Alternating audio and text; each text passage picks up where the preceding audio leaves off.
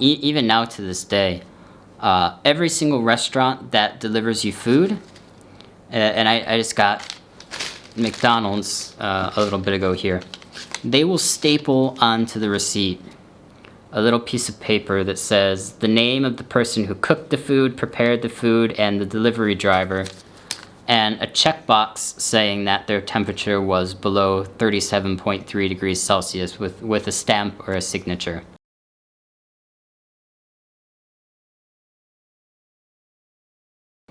Hey everybody, Jared aka Bitizen here. Tonight I'd like to take a little bit of time to talk about the coronavirus. Before I do so, I need to make one thing perfectly clear. I'm not a vlogger, I'm not a YouTuber. In fact, this is the first video I've uploaded to YouTube since 2007. I'm also not somebody who typically goes around expressing his opinion in public. I don't really talk about what I'm thinking or feeling on social media, and I certainly don't try and convince anybody of an argument. But I've been getting a lot of questions recently about the coronavirus because I've been in China throughout this whole thing over the past several months.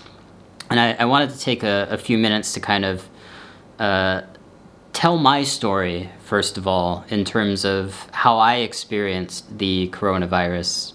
Not as having the virus, thankfully, but as kind of watching this whole process unfold, because I think it's going to be very similar to the way the whole process unfolds in the United States. Although what I'm worried about right now is it could potentially be much, much worse in the United States. And I've been watching a lot of the media lately, and it's been making me super anxious. Anxious to a point where I feel I have to make a YouTube video. And if you find the information in this video useful or informative, I'd sincerely appreciate it if you give me a like, hit subscribe, and most importantly, share this video with your friends and loved ones. But a quick introduction about myself. Again, my name is Jared. I've been living in China for 13 years now.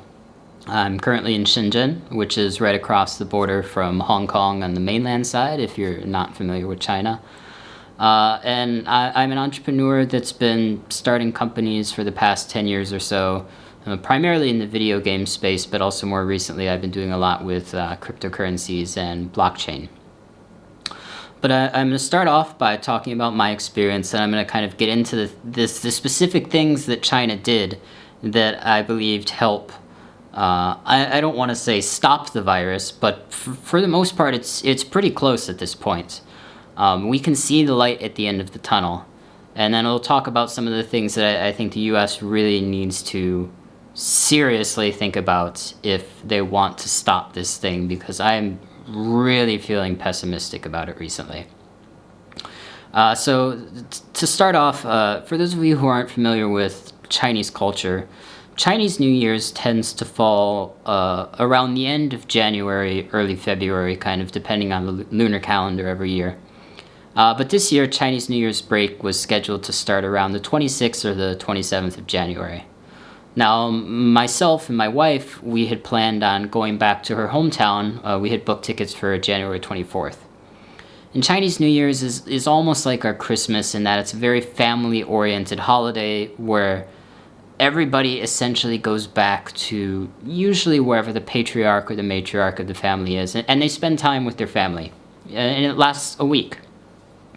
And it's really bad when you combine it with a contagious virus, because essentially the entire country is packing into trains, planes, and buses to the point where you have to buy tickets months in advance, and if you're 5 minutes late, you're not going to get a ticket back home. I mean, literally everybody in the country is traveling to and from a city over a period of a couple of weeks. And that's because in China, a lot of the younger generation, they go and they find work in the big cities. Beijing, Shanghai, Guangzhou, Shenzhen. But their families are often located in more rural areas spread throughout the country. So for myself and my wife personally, it got to about 2 days before we were supposed to go back. The news of the virus had come out about a week before. We didn't know how serious it was going to be yet. I don't think anybody really understood how serious it was going to be yet. And the night before, there had been a few more news articles, and we started thinking maybe we should stay home, but we decided, hey, it's fine. We've got masks. We luckily had a 4-pack of masks in a drawer that we had bought months ago for some other reason. And we put our masks on and we got on a plane and we flew to Hunan, which Hunan is the province south of Hubei, where Wuhan is located, where this virus originally started blowing up. So we put on our masks, we took a 2-hour plane ride, then we took another 3.5 hours in the car, got tons of traffic, and we got to my wife's hometown. And, the next couple of days were great, had some really good food, drank a little bit, played mahjong, and it was all good fun. But as this was happening, the news reports started to come out, and they start to show things as being more and more serious. And it got so serious to a point where there started to be all these rumors that everywhere was going to get locked down. And a day or two before that, the city of Wuhan had been locked down, and then the province of Hubei had been all but locked down. But now we're talking about, this specific village we're going to get in might be locked down. I sat down with my wife and I said, hey, look, this is probably the best place we could be in a pandemic. I mean, we're out in the middle of nowhere. We're on a farm. There's 30 chickens and, goats and things running around, and there's fields and fields of vegetables. Like, we're not going to go hungry here. We're not going to be interacting with other people outside of the family. But, as an entrepreneur, I do have a company and I do have employees here in Shenzhen. And I had other things that I need to think about, like how as a business are we going to handle this? So we did make the decision to try and get back to Shenzhen on the next day. It proved to be incredibly difficult. We couldn't find a car who could take us from the rural area we were at to the closest city, so that we could then take what we call a black taxi, or a car to get back to Changsha, where the train station and the airport was. But we, after making a bunch of calls, we eventually figured it out, and we started driving towards the airport. By this time, it's like 5 o'clock. It's, an hour and some odd minute drive. The last train out of the night is 7:30 or 7:45. The last plane is around the same time. So I'm frantically buying tickets. I think I ended up buying 2 different sets of train tickets and 2 sets of plane tickets as well, because I didn't know if it would be faster for us to get to the train station or the airport. We were cutting it that close. But we were eventually able to make it on a really bad flight that actually had a transfer and a 4-hour delay, and we didn't end up getting home until 5 o'clock in the morning. But, we got back here, we got home, we were able to sleep in our own bed, and we were both very relieved about that. So the next day kind of started life back here in Shenzhen, with the coronavirus now spreading throughout the country.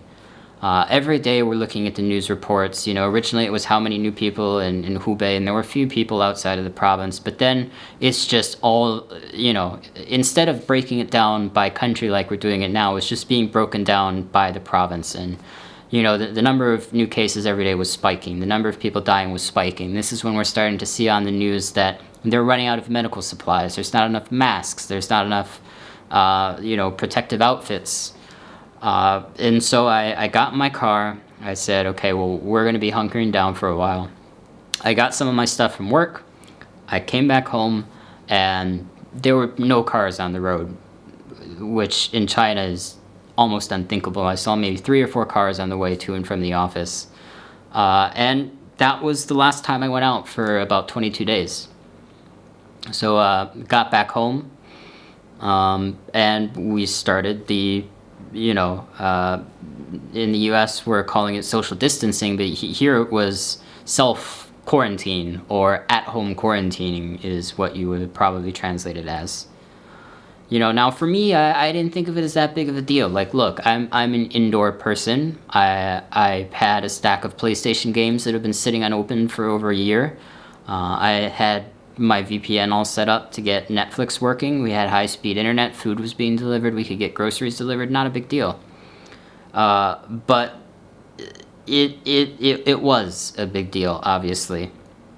And so there's a common misconception that during this time, everybody likes to say, oh, China, they probably had, the military in the street and not letting anybody go out anywhere, but that wasn't really the case. I mean, you could go out to go to the grocery store, you could go out to go to the pharmacy, you could go out and take a walk, which is kind of what it's supposed to be in the US right now. So the mayors and the governors who are giving directives like that, saying you can go out and take a walk or go to the grocery store, I think that is correct, and there's nothing wrong with that. However, one thing was incredibly different was nobody would go out here without a mask. Unthinkable. And the fact that we have such a shortage of masks in the U.S. right now is obviously a huge problem. It was a problem here as well, and people had to get super creative. I'm sure you've seen pictures on the internet of people taking water coolers, cutting out the bottoms of them, and putting it over their heads because they couldn't find masks. Now, luckily, production was able to be ramped up, and unfortunately, probably for other countries right now, a lot of medical gear was imported into China at that time, because I don't think anybody thought it was going to be as big of a problem globally as it ended up being. So I'm at home, and during this whole time, again, as a business owner, I start talking to my HR, our head of HR. I'm like, okay, we're supposed to start work back at the end of January. It was the 1st or 2nd of February, I don't remember. At that point, the government had issued a statement saying, there's no work until February 9th. Not work from home, but no, it's an extra week of no work. So we said, that's fine, okay, cool, it's an extended vacation. Honestly, I'm kind of happy to be able to take a few days off and kind of relax for a bit. But at the same time, we've got a lot of employees in Hubei, and we have employees actually in Wuhan. So, we're calling in to check on them. How are they doing? Luckily, everybody's fine, but they're not going anywhere anytime soon, and they know it. And they're still not back. As of today, March 25th, they're still not back. So, everybody knew that they had to quarantine at home, aside from essentially going out to get groceries. Now, that does not include key industries, and by key industries, meaning anything that makes sure that you can eat. Obviously, things like electricity, running water, everything like that, not a problem at all during this time period. Even shipping, logistics, was carrying on as normal. So we get to February 9th, or a couple of days before February 9th, and a lot of companies are talking about going back to work. And this is, again, what we're going to see in the U.S. It's not going to happen. We get to Saturday or Sunday night, honestly, only 30 or 40% of our workers are even in the city. And by this point, it's been instructed that if you're coming back to Shenzhen from another city, I don't care where it is, you have to self-quarantine at home. If it's from Hubei, 14 days minimum.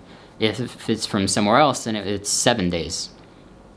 And so, okay, we get to February 9th, this isn't going to happen.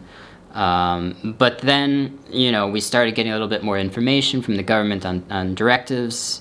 Everybody's kind of been at home for a while, and the government says, okay, people can go back to work next week, but we need a list of all of the people you plan on going back to work, their names, where they've traveled in the past 14 days, have they quarantined at home in Shenzhen accordingly, do they have a fever, or have they reported being ill?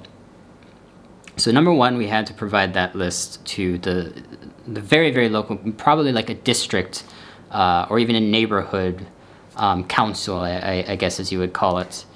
That was number one. Number two is we had to put out policies and procedures. They had to be put on the wall. And we needed to have enough masks for everybody in the company. We needed to have hand sanitizer. We needed to actually go as far as taking 2 of our conference rooms, putting signs on the doors that said that these were quarantine observation rooms in case anybody did get sick. And we had to make sure everything was sterilized and wiped down and everything like that. So, our HR team, they did a really good job, and they did all of that. And then we submitted the information to the government, and we started to wait. And we waited and we waited, and finally on Sunday night at 8:14 p.m., we got a text message saying you are approved to start work tomorrow. So, okay, it's been about 22 days for me, and finally I'm going to leave the house for the first time. And this is where we get into the next phase of the coronavirus here in China, which is the start back to work phase, which is the US is not quite at yet. But it will probably be the most crucial thing that determines whether or not this becomes even more of a shit show than it is right now, or if we can handle the situation. So the first day I go back to work, I pull out of my driveway, I drive down the street to the main gate of the housing complex. So most people in China live in there's a lot of people in China. They live in apartment complexes with several buildings, and they have a main gate with security. They're not really in the suburbs. Drive to the main gate. Obviously, I have my mask on. If you don't have a mask, you're not going anywhere. And going out of the main gate, the security guard has me roll down my window. He has his little temperature gun. He points it at me, checks my temperature. I'm under 37.3 Celsius, so I'm good to go. Go out the gate, start driving, get on the highway. At this point, there's still not a lot of cars. But I have to get on the highway to go to work, or at least it's the fastest way to go to work. And all Chinese highways are tolled. They have toll booths. Every exit has a toll booth. So I get off the exit to get to my office, which is only one exit from where I live. And there's a huge police barricade. So they're not collecting tolls. They're still not collecting tolls. But there's a huge police barricade where it's in lanes, and there's all of these police officers with masks on, and then there's people in the full-on white suits with the masks and the visors and everything like that. So you roll down your window, again, temperature gun, second time. They check your temperature. They actually have you scan a QR code where you have to fill out your name, your ID number, everywhere you've been, and then that gets submitted to a database, which they come out with the red, yellow, green QR code that people have heard about in the news, which basically says whether you're free to or safe to travel or not. Chinese license plate, if you had a Wuhan license plate, because China, it's very clear when you look at a license plate what province and city somebody is from, you're going to have a bad day. I saw one car just get towed away, and the person was probably taken to get a medical check. But after that, it's fine. My temperature is fine. I drive through. I get to the entrance of our office complex. Once again, before I even drive in, roll down my window. They take the temperature gun. They take my temperature. Okay, you're free to go. So drive in, I park my car in the parking garage, I go upstairs to our office, and again, as required, once we get to the front desk, they once again take your temperature with the temperature gun, which these things are pretty cool. I mean, it's a strange feeling the first time somebody takes something and points it at your head like that. That kind of looks like a gun, but it takes your temperature, and it's very simple. So everybody logs their temperature when they get to the office. We still got our masks on, and we start working. So at this time, it's February 17th. We've got maybe a dozen people back in the office at this point. It's not super efficient or productive. Everybody's kind of, missing the colleague who is essential to their work, or they're still back at home. And we actually ran into a very interesting problem, which is our entire accounting department is from Hubei. And our entire accounting department combined is in charge of sending out salaries to all of our employees. And our accounting department, they left the USB bank key in a locked drawer in the office. So, just these are the types of situations that were happening, and we had to pry open the drawer, obviously. We had to get the only other guy who could probably figure out how to send out salaries, which is our head of finance. He had to come back. As soon as he came back from his hometown to Shenzhen, he had to quarantine for 7 days, so we had to have somebody go deliver the bank key to the security guard of his apartment complex, who then went and gave it to him. But, it was a bit hectic. But kind of over the couple of weeks, people started to come back. A lot of them got back to the city. They did their 7-day quarantine at home, and after their quarantine, they could come into the office and they could start work again with a mask, again with being advised that people should eat separately because you can't eat with a mask on. And, it started going back to normal slowly. Now, when I say it's going back to normal, it's not normal like typical everyday life in China. Everybody wore a mask. In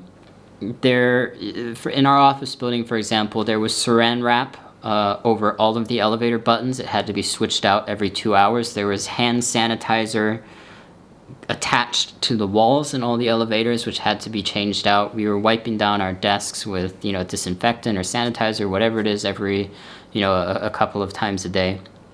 And again, temperatures. Leaving work, I just said what happened on the way to work, but leaving work at the exit of the office complex, at the exit of the highway, and into the entrance of the housing or apartment complex. So, restaurants were not open. So, everybody was bringing food into work from home, or things could be delivered, but they would only deliver them to the front gates of the office park or to the apartment complex. And that was also something very important. And again, this is still happening today, on March 25th. No outside people are allowed into an apartment complex or a housing complex. This is actually starting to finally get better over the past week. We can have friends or guests over, things like that. But no delivery people, food delivery or package delivery. Everything is dropped off at the front gate. And then in a nicer area, the security guard will bring it to your door. If not, you go downstairs and you pick it up yourself. So that has obviously been super important. Temperature checking, masks, and just people just basically went back and forth from home to work. Some malls were open, but nothing inside the mall was open, except malls a lot of times have a grocery store that would be open. So that was kind of the phase of, okay, back to work. So for us, everybody is back to work at our company except the people in Hubei. We just finally had one person who was able to come back from Hubei and is now quarantining at home here in Shenzhen, but we don't have word on the others yet because there's no trains or planes or anything like that coming back from there yet. So that puts us, again, in this situation today. We feel like things are very close to getting back to normal. Again, we are going to work with masks. Restaurants have now started to open up. The tables are spaced a little bit further apart. I think it's a minimum of 6 feet apart, but you can go out to restaurants. Not really many other entertainment venues like movie theaters where people are really close together yet. Gyms are starting to open back up, and we're starting to get to the end here.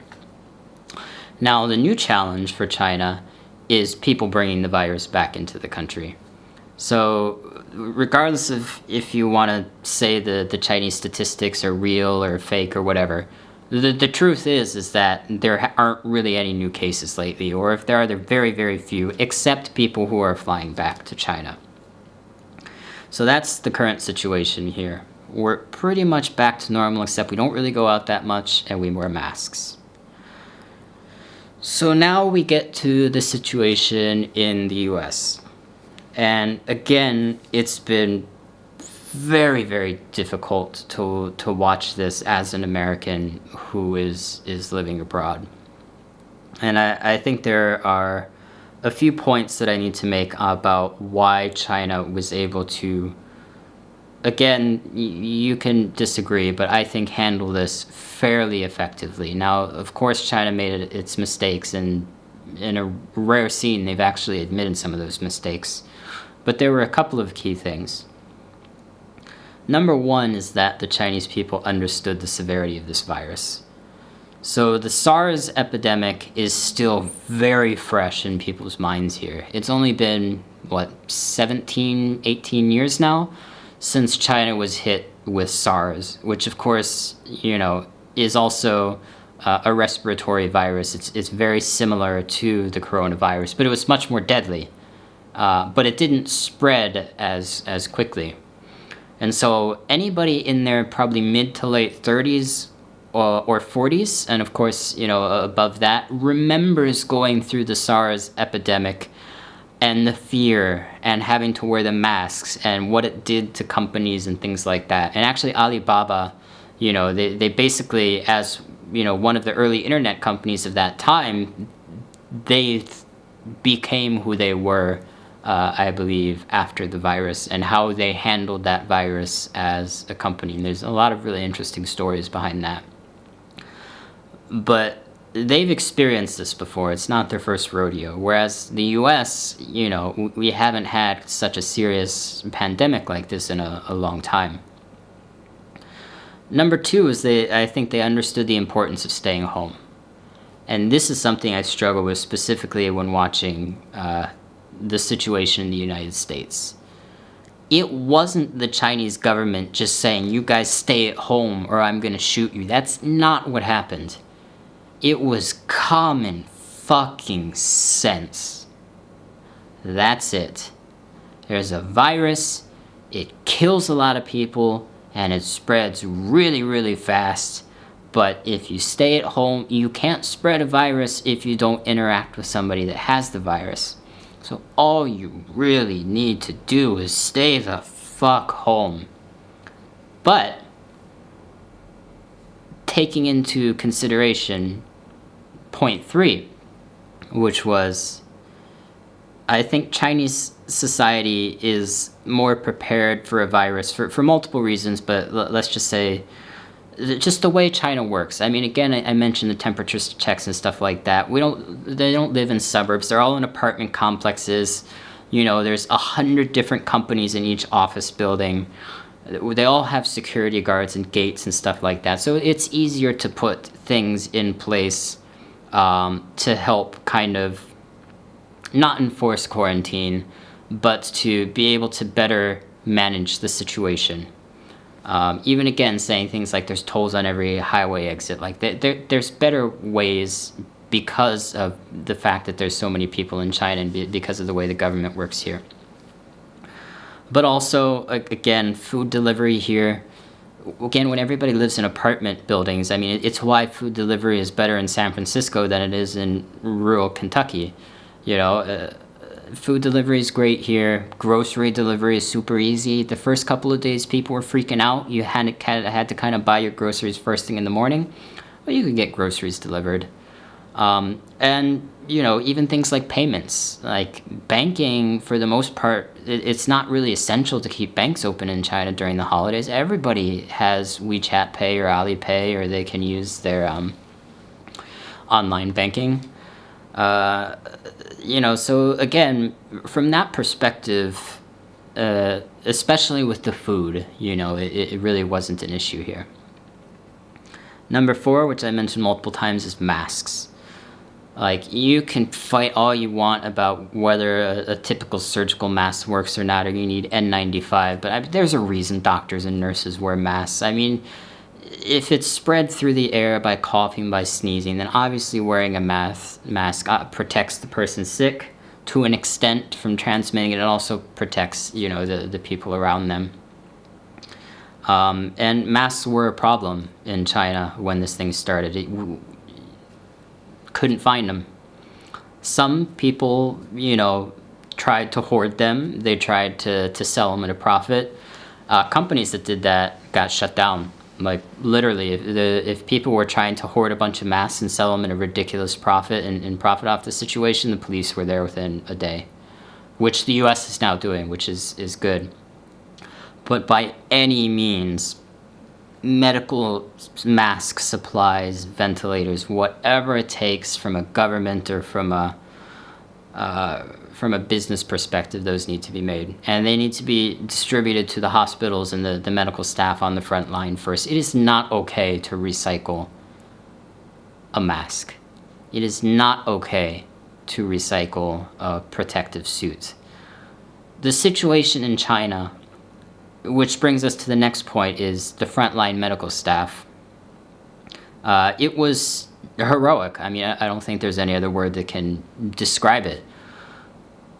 Technically speaking, when you take off a mask in that type of environment where you're in a hospital with people who have the virus, when you take your mask or your protective suit off, you have to throw it away. So doctors and nurses would not drink water because they were so scared they'd have to go to the bathroom and waste a suit. Or they wouldn't eat throughout the whole day because they, again, didn't want to take off their mask. So I think the real heroes are the frontline medical staff. 40,000 or some medical staff from other provinces, they flew in and, they helped out in Wuhan and throughout Hubei. So number 5, I think, was I don't want to call them the more well-off, but definitely the entrepreneurs. So again, I'm privileged enough to have a lot of close friends here that are entrepreneurs. I'm currently in a business school under Jack Ma. As soon as this thing started, they got busy. And it wasn't going out and donating $1 million to some charity or something like that. They put a strike team together within their own companies, and they got on the phone with everybody, especially with finding surgical masks and protective gear for the hospital. The entrepreneurs, a lot of them, really took it upon themselves to figure shit out. And this wasn't something that they asked to get money back for or anything like that. I've got a friend who runs a convenience store chain who immediately started making sure to send meals to all of the medical staff in Wuhan and Hubei because they were eating instant noodles almost every day. I've got another friend who was on the phone. He literally slept 2 hours a night for a week, making calls all over the world to buy medical supplies. I know people who are renting jets to see if they could ship the medical supplies over. For those who couldn't rent jets, they bought seats on planes and they put boxes of medical gear in there. And again, unfortunately, that's probably, one of the things that we didn't see coming, which is, they bought up a lot of these supplies from other countries. But, I think the entrepreneurs really put themselves on the front line because this is something that they felt was their responsibility as a citizen of this country. So number 6, or whatever number I'm on now, which I think is the thing we're really fucking up in the United States, is temperature checks. It's temperature checks. So not everybody that has a fever has the coronavirus, but sure as shit, a lot of people that have the coronavirus have a fever. And if you're able to figure out when and where people have fevers and make them go and see a doctor, you can solve a big portion of the problem of them infecting other people. So I don't want this to be an East or West or democracy or non-democracy type of an argument, but it really frustrates me to see anybody talking about temperature checks as a violation of their rights or their privacy, or that it's just not what we could do. We can't do that in a Western country. We're talking about life and death here. Maybe not your life and death, but we have to understand what happens if shit really hits the fan here. And you might still be alive, but you could probably wish that you weren't. So yeah, that temperature gun is super intimidating. But temperature checks happen throughout the world, even in non-crisis times. Anytime you fly into the Hong Kong airport, which Hong Kong is a great modern city, it's happened in many other cities across the world I've flown into. At least they have, a heat sensor camera over there that sees if you pop up red, you got a fever, they're probably going to want to talk to you. But of course, when we flew back from my wife's hometown, absolutely at the airport, they were checking our temperatures before we left the airport or before we got out of baggage claim. That's something that really, really needs to be done. You want to keep a bank open, you want to keep a grocery store open, sure, just have somebody check people's temperatures at the door. There's an office building, check people's temperatures at the door. Again, it's just not worth arguing about. It's not worth arguing about. So I think temperature checks, if we're not able to put those in place across the US, we're going to be digging ourselves an even bigger hole. Another thing that was very controversial, but I think is very important, was the locking down of Wuhan and Hubei. And when I'm talking about locking down, I'm not saying you couldn't leave your house, because you could still leave your house to go to the grocery store and stuff like that, but I'm talking about no domestic travel, let alone international travel, in or out. Like, yeah, that really sucks for the people that are there. But that's where a majority of the virus cases are. And at the very least in China, we knew where it was stemming from and where a majority of the cases are. So something could be put in action to kind of clamp down on that. But it helped. It did help. And I think the final thing, which is certainly not going to earn me any fans, and again, I don't want to be political, and I'm not saying what type of a government is right or what type of government is wrong, because God knows I have the things I love and hate about both the way China does things and the way the US does things. But I think China's form of government being more one party and authoritarian in a situation like this is a benefit. Not in all situations, but in a crisis like this, it was beneficial to have this type of a government in place for a couple of reasons. Number one is that there's no talking about this decision. There's no talking about what needs to be done. It just happened immediately, very, very fast. There was no talking about the budget for building hospitals in 10 days of that size or this or that. There was no Governor A saying you need to stay at home, Governor B saying you should probably stay at home, but you're free to do what you want, and Governor C saying I don't care, do what you want.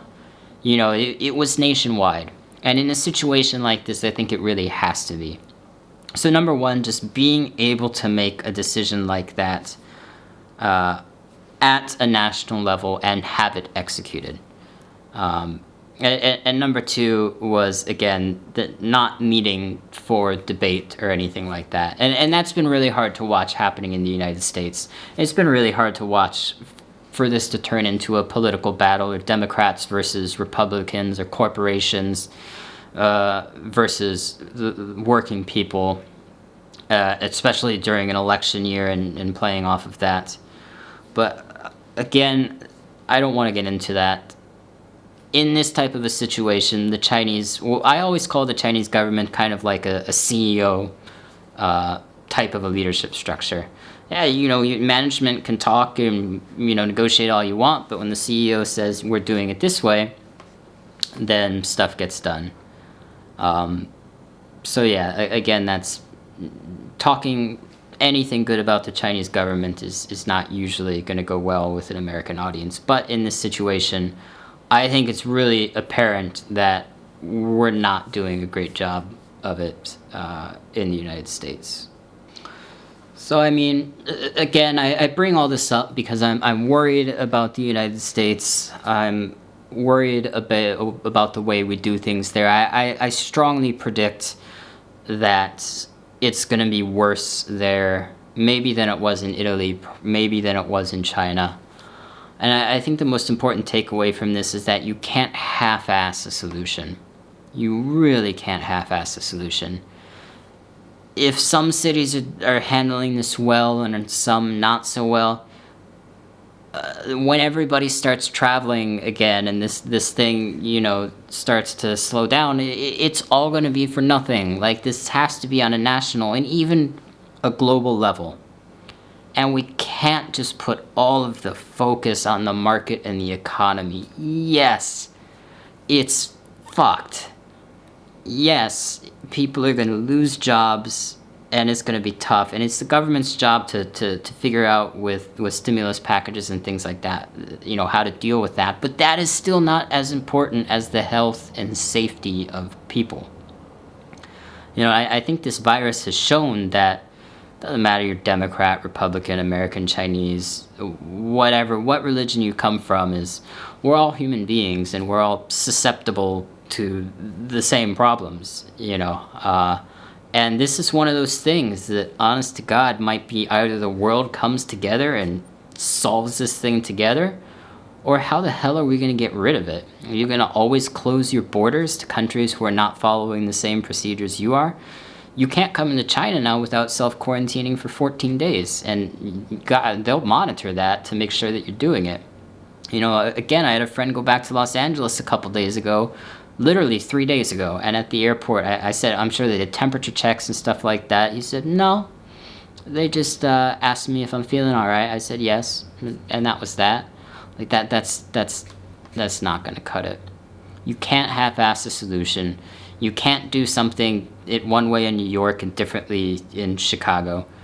And there's been a lot of talk about, maybe this will be done soon. I mean, we've already self-quarantined for 15 days or social distance for 15 days. Not gonna happen. Not gonna happen, because it was a half-assed solution and there's still people out and about, and we don't have masks, and we're not checking temperatures, and we're not doing the rest of the things that we need to do to make sure that all these people going from place A to place B every day do not have the virus, that are not transmitting it to other people. And I don't want to beat a dead horse, but I mean, the concept of flattening the curve is real. We've seen what happened with the hospitals in Wuhan and the rest of the Hubei province, and it was a freaking nightmare. It was a nightmare. I don't envy the frontline medical staff that were dealing with those situations.